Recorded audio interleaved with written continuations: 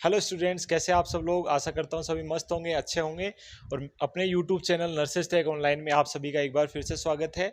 और question and concept वाले part 6 के अंदर आज हम लोग एक और क्वेश्चन सीखेंगे और एक और उसका एक्सप्लेनेशन देखेंगे, कॉन्सेप्ट सीखेंगे, ताकि कैसा भी क्वेश्चन आ जाए आप उसका आंसर कर पाए डियर। कैसे भी क्वेश्चन की लैंग्वेज बदल दी जाए। Yes dear, question is during chest tube drainage of a patient there is intermittent bubbling in water seal chamber, what is considered. क्या ये नॉर्मल है, क्या ट्यूब डिस्कनेक्ट हो गई है, क्या ट्यूब डिसलॉज हो गई है, क्या लीकेज है सिस्टम के अंदर। तो इस क्वेश्चन को समझने से पहले मैं आपको बता देना चाहूँ, इस क्वेश्चन से रिलेटेड करीब 20 तरीके के क्वेश्चन बनते हैं वाटर सील ड्रेनेज से रिलेटेड, जिनको मैंने अपने यूट्यूब चैनल पे वाटर सील ड्रेनेज के नाम से एक वीडियो है, आप लोग प्लेलिस्ट में जाकर के रेस्पिरेटरी सिस्टम के एमएसएन चेक करेंगे तो उसमें आपको वो वीडियो मिलेगा। उसको देखिए, मैंने काफ़ी बारीकी से उसको एक्सप्लेन किया रखा है, हर एक पॉइंट को वहाँ पे एक्सप्लेन कर रखा है। फिर भी इस कॉन्सेप्ट को हम लोग इस लेक्चर के अंदर समझते हैं डियर। तो यहाँ पर क्वेश्चन है कि चेस्ट ट्यूब ड्रेनेज किया जा रहा है। चेस्ट ट्यूब ड्रेनेज कब करते हैं डियर? प्लूरल इफ्यूजन हो जाए, प्लूरल कैविटी में फ्लूइड इकट्ठा हो जाए, पस इकट्ठा हो जाए, उस टाइम पे हम लोग क्या करते हैं? चेस्ट ट्यूब ड्रेनेज करते हैं। और उस पेशेंट में जो है water seal chamber, yes dear ध्यान रखना, 3 टाइप के चैम्बर होते हैं, उनमें से वाटर सील चैम्बर में क्या हो रहा है डियर? इंटरमिटेंट बबलिंग, यानी रुक रुक के बबल्स बन रहे हैं। तो इससे क्या समझा जाए, एक नर्स जो है उसको क्या समझेगी? क्या ये नॉर्मल है, क्या ट्यूब डिस्कनेक्ट हो गई है, क्या ट्यूब डिसलॉज हो गई है, क्या सिस्टम में कोई लीकेज है। तो चलिए कॉन्सेप्ट सीखते हैं डियर। यस डियर, तो व्हाट इज द कॉन्सेप्ट? तो पहले हम लोग देखते हैं जनरल जो फिजियोलॉजी है वो क्या होती है। Normally it is plural space, और प्लूरल स्पेस में क्या होता है डियर? 5 से 15 ml फ्लूइड इकट्ठा होता है। अगर ये ग्रेटर देन 50 ml हो जाता है तो इसे क्या बोलेंगे हम लोग? Pleural effusion. और यहाँ पे यस ध्यान रखना, 8th या फिर 9th इंटरकोस्टल स्पेस, 8th या 9th इंटरकोस्टल स्पेस के अंदर या सर्जिकल ओपनिंग मेड करके यहाँ पे क्या करेंगे हम लोग? कैथेटर इंसर्ट करते हैं। और इस कैथेटर का नाम नाम होता है डियर बुलायु कैथेटर। बुलायु कैथेटर होता है या फिर ट्रोकार कैथेटर। ट्रोकार कैथेटर होता है जिसको इंसर्ट कर दिया जाता है और इसको कनेक्ट किया जाता है वाटर सील चैम्बर से। अब वाटर सील चैम्बर क्या होता है डियर? एक ऐसा चैम्बर होता है, पैक्ड चैम्बर होता है, जिसमें 3 बॉक्सेज होते हैं। कितने बॉक्स होते हैं डियर? कितने चैम्बर होते हैं? 3 चैम्बर होते हैं। और ये सक्शन मशीन के थ्रू जुड़ा होता है। एक्चुअल में देखने में ये प्लोरोवेक जो है आता है, इसके अंदर ये कलेक्शन चैम्बर होता है, ये वाटर सील चैम्बर होता है, और यहाँ पे ये प्रेशर चैम्बर होता है जहाँ से हम लोग प्रेशर को रेगुलेट किया जा सकता है। तो इस तरीके का दिखता है, बट सिंप्लीफाइड डायग्राम करके हम लोग समझाते हैं। पेशेंट से यस हेमलिच वाल से होते हुए डियर, हेमलिच वाल क्या होता है, क्या रोल होता है, सब मैंने एक्सप्लेन कर रखा उस वीडियो में, आप लोग वो वीडियो जाकर के जरूर देख लेना डियर। हेमलिच वाल एक्चुअली यूनिडायरेक्शनल वाल होता है जिसमें फ्लूइड केवल इधर जा सकता है, अपोजिट डायरेक्शन में नहीं जाता है डियर। इसकी पूरी फिजियोलॉजी बता रखी है, आप लोग जाकर देखना। हेमलिच मैनुअर भी होता है एक, जिसमें चोकिंग के टाइम किया जाता है, एयरवे चोकिंग हो जाती है तो हेमलिच मैनुअर करते हैं। हेमलिच वाल कहाँ यूज होता है dear? Chest tube drainage system में या वाटर सील सिस्टम के अंदर यूज होता है। ये सीधा कनेक्ट होता है आपके कलेक्शन चैम्बर से, जहां पे ये जो फ्लूइड भरा है वो सीधा कलेक्ट होगा। इससे एक और चैम्बर जुड़ा होता है, इस चैम्बर को बोलते हैं अपन वाटर सील चैम्बर, और ये जुड़ा होता है प्रेशर चैम्बर से, और प्रेशर चैम्बर जो है सक्शन मशीन के द्वारा जुड़ा होता है। तो सक्शन मशीन लगातार खींच रही होती है, इसके फोर्स की वजह से यहाँ से जो है लगातार जो फ्लूइड है वो इस चैम्बर के अंदर गिरता रहता है डियर। ठीक है, तो इस तरीके से ये फिजियोलॉजी हम लोग देखते हैं डियर। तो अब जो क्वेश्चन पूछा उसमें पूछा है कि water seal chamber, it is water seal chamber.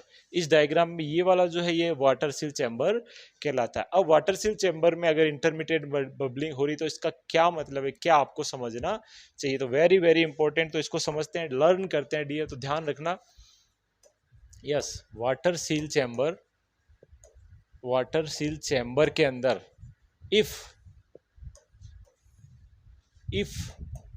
Intermittent bubbling, intermittent bubbling हो रही है, और ध्यान रखना ये क्वेश्चन नोरसेट वगैरह में पूछे जाते हैं डियर, ध्यान रखना। या फिर क्या हो रहा है यहाँ पर? If continuous bubbling, continuous bubbling हो रही है, या फिर if there is no bubbling, कोई बबलिंग हो ही नहीं रही है, तो क्या समझना चाहिए? तीन ही पॉसिबिलिटी हो सकती है, या तो रुक रुक के बबल्स बन रहे हैं उस चैम्बर के अंदर, या फिर लगातार बबल बन रहे हैं, या फिर बबल बन ही तीन ही पॉसिबिलिटी है डियर, इसके अलावा कोई पॉसिबिलिटी नहीं है। तो तीनों ही कंडीशन को अपन समझ लेते हैं। किस केस में समझ रहे हैं डियर, ध्यान रखना, वाटर सील चैम्बर के बारे में हम लोग समझ रहे हैं ये चीज। जबकि प्रेशर चैम्बर में तो लगातार कंटिन्यूअस बबलिंग ही होती है। प्रेशर चैम्बर में लगातार बबलिंग होना नॉर्मल होता है, स्वाभाविक होता है। ध्यान रखना, प्रेशर चैम्बर में क्या होता है डियर, रेगुलर कंटिन्यूअस बबलिंग होती रहती है। वेरी इंपॉर्टेंट, ध्यान रखना। इसको भी मैंने हर एक पॉइंट को मैंने उस वीडियो के अंदर डियर शानदार तरीके से समझा रखा है, आप लोग वो वीडियो जरूर देख लेना। चैनल सर्च करना नर्सेस टेक ऑनलाइन, और प्लेलिस्ट वाले सेक्शन में जाके रेस्पिरेटरी एमएसएन सर्च करना, एक प्लेलिस्ट बनी हुई है, उसमें ये वीडियो डिटेल से बता रखा है डियर। नेक्स्ट बात करते हैं, अगर इंटरमिटेंट बबलिंग हो रही है इसका मतलब इट इज नॉर्मल। क्या डियर, नॉर्मल। इसका मतलब इंटरमिटेंट बबलिंग होना ही चाहिए, अगर नहीं होती है तो वो एबनॉर्मल है डियर। ध्यान रखना, रुक रुक के बबलिंग वहां पे होना चाहिए, very very important. Second, if continuous bubbling, अगर कंटिन्यूअस बबलिंग हो रही है तो इससे क्या समझेंगे, इसका मतलब होता है there is leakage in system. Very important, system में क्या डियर, लीकेज हो गया, इस वजह से लगातार बबलिंग हो रही है। जबकि इस प्रेशर चैम्बर के अंदर लगातार बबलिंग होना नॉर्मल है, लेकिन वाटर सील चैम्बर में लगातार बबलिंग होना एबनॉर्मल है। और वो क्या इंडिकेट करता है dear, very important, leakage in the system को वो इंडिकेट करता है। तो यहाँ पे क्या होगा डियर, प्राइमरी नर्सिंग रिस्पॉन्सिबिलिटी क्या होगा, very very important, do not clamp tube. Tube को तो बिल्कुल भी क्लैंप नहीं करना है, अगर आपने कर दिया तो पर्सन को न्यूमोथोरेक्स हो जाएगा। क्या हो जाएगा डियर, न्यूमोथोरेक्स हो जाएगा। यस, ध्यान रखना, क्लैंप नहीं करना ट्यूब को, अगर आपने क्लैंप कर दिया इस केस में तो वहां पे न्यूमोथोरेक्स कोज हो जाएगा। दो क्वेश्चन यहाँ पे बन गए। इसके अलावा आपको क्या करना है डियर, ध्यान रखना, चेक कनेक्शन चेक करने हैं कि वहां पे कोई लीकेज तो नहीं है, आपको दिखाई दे रहा है कि नहीं। तो सबसे पहले आप कनेक्शन चेक करोगे, सेकंड पॉइंट पे आप क्या करोगे, क्लैंप नहीं करोगे, और थर्ड पॉइंट पे आप फिजिशियन को इन्फॉर्म कर देंगे डियर, वेरी इंपॉर्टेंट। और जो है न्यूमोथोरेक्स का रिस्क हो जाएगा अगर आपने ट्यूब क्लैंप कर दिया। Third point very important, if no bubbling in water seal chamber, तो इसका मतलब क्या होगा dear, suction machine proper work नहीं कर रही है। तो यहाँ पे आप क्या करोगे डियर, इन्फॉर्म करोगे डियर किसको, फिजिशियन को। But you can clamp tube को आप अब क्लैंप कर सकते हो डियर, क्योंकि यहाँ पे बबलिंग ही नहीं हो रही है। जबकि यहाँ कंटिन्यूअस बबलिंग है, तब आपने क्लैंप कर दिया तो उस टाइम पे न्यूमोथोरेक्स होने के चांसेस बढ़ जाते हैं। न्यूमोथोरेक्स का मतलब होता है इंजरी होना लंग पेरेन्काइमा के अंदर, जिसमें पैराइटल स्पेस के अंदर एयर जो है आ जाना, दैट इज न्यूमोथोरेक्स।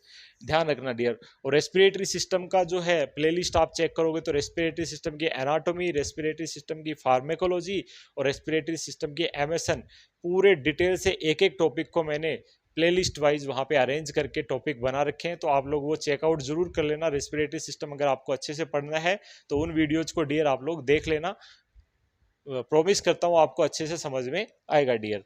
नेक्स्ट, तो ये चीज करना है जब कोई बबलिंग नहीं हो। तो तीन ही पॉसिबिलिटी होती है वाटर सील चैम्बर में, तो अगर आपने ये तीनों पॉसिबिलिटी चेक करी तो नॉर्मल होता है इंटरमिटेंट रुक रुक के बबलिंग होना, कंटिन्यूअस होने का मतलब लीकेज है, ट्यूब को क्लम्प नहीं करना है, और क्या करना है आपको, यस चेक करना है कनेक्शन। और बबलिंग हो ही नहीं रही है, इसका मतलब वहां पे प्रेशर जो है जनरेट नहीं हो पा रहा है, तो आपको क्या करना है डियर, इन्फॉर्म करना है फिजिशियन को। बट ट्यूब को भी आप क्लैंप कर सकते हो यहाँ पे, बट यहाँ पे बिल्कुल भी क्लैंप नहीं करना है डियर। क्लैंप का मतलब होता है ट्यूब को ब्लॉक करना, तो ट्यूब को क्लैंप नहीं करना है, ब्लॉक नहीं करना है डियर, वेरी इंपॉर्टेंट।